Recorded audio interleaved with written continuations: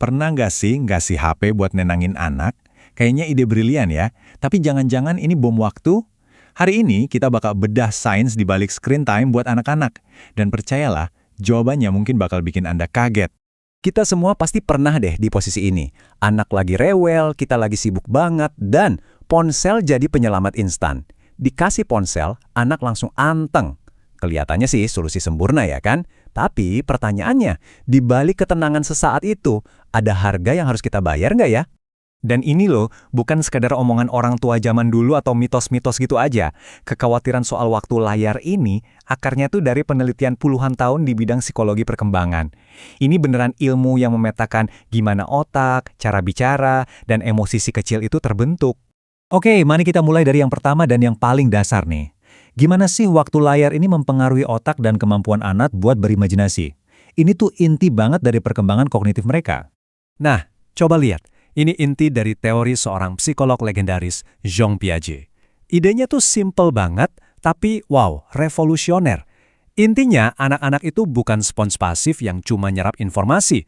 Mereka itu kayak ilmuwan cilik yang belajar dengan praktek langsung, megang, ngelempar, ngerasain, pokoknya bereksperimen sama dunia di sekitar mereka.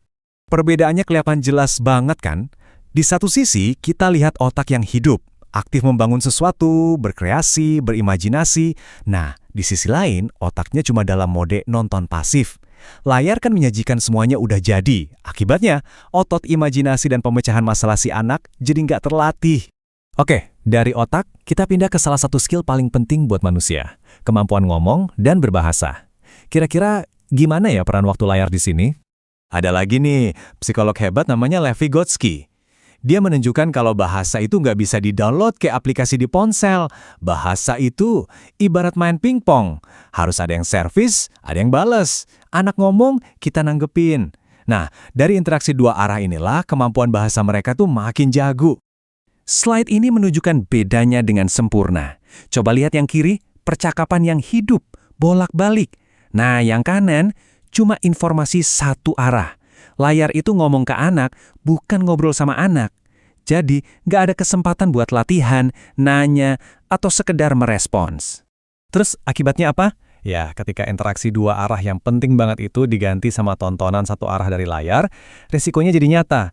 Beberapa penelitian bahkan menunjukkan ada hubungan loh antara waktu layar berlebihan dengan keterlambatan bicara dan kosakata anak yang jadi lebih terbatas. Selanjutnya, kita bahas dampak ganda yang penting banget nih. Gimana waktu layar bisa mempengaruhi cara anak bertingkah laku dan cara mereka nyambung secara emosional sama orang lain. Pernah kepikiran nggak kenapa sih layar itu kayak magnet buat anak-anak? Nah, teori dari B.F. Skinner bisa kasih kita petunjuk.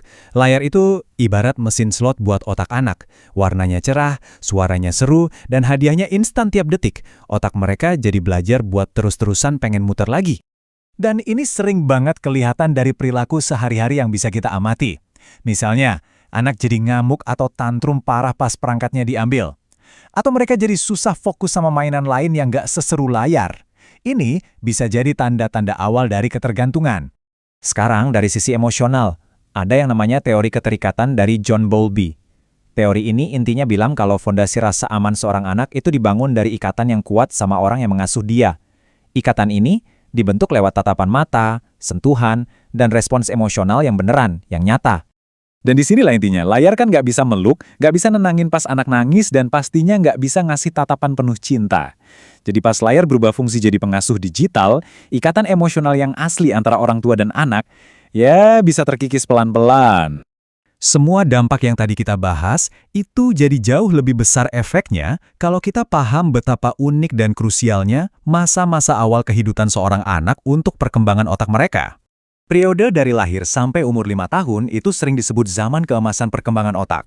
Kenapa? Karena ini masa-masa di mana otak anak lagi ngebangun fondasinya, menciptakan jutaan koneksi saraf tiap detiknya. Apa yang terjadi di masa ini bakal ngebentuk cara mereka belajar seumur hidup.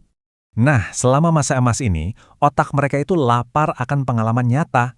Coba lihat, gerakan, sentuhan, interaksi langsung, tapi layar cuma ngasih input yang terbatas dan pasif.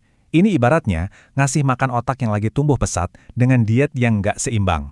Risikonya, yaitu tadi, bisa memperlambat perkembangan bicara dan motorik. Oke, setelah paham semua risikonya, pertanyaannya sekarang, Terus gimana solusinya? Apa kita harus larang total? Nah, sekarang kita pindah dari masalah ke solusi yang lebih praktis dan seimbang. Penting banget nih buat dicatat. Tujuannya bukan buat menjelek-jelekan teknologi atau melarangnya sama sekali ya. Bahayanya itu ada di kata berlebihan dan tanpa pengawasan. Jadi kuncinya adalah moderasi dan ya kita sebagai orang tua harus ikut terlibat. Jadi patokan amannya gimana? Nah, para ahli, termasuk dari American Academy of Pediatrics, memberikan panduan yang jelas banget. Buat anak di bawah 2 tahun, sebaiknya sih hindari interaksi sama layar sama sekali. Nah, buat yang umurnya 2-5 tahun, batasnya itu maksimal 1 jam sehari. Dan yang paling penting, harus selalu didampingi orang tua. Pada akhirnya, semua teori dan data yang kita bahas tadi itu mengerucut ke satu kesimpulan yang sangat manusiawi. Teknologi memang canggih, tapi nggak akan pernah bisa menggantikan apa yang paling dibutuhkan anak buat tumbuh kembang. Interaksi yang tulus, perhatian penuh dari kita, dan waktu kita yang berharga. Jadi intinya ini bukan soal jadi orang tua yang anti teknologi, tapi lebih ke jadi orang tua yang paham. Paham apa sih yang sebenarnya dibutuhkan anak kita di fase hidupnya yang paling krusial? Gimana menurut Anda? Coba deh bagikan pemikiran Anda.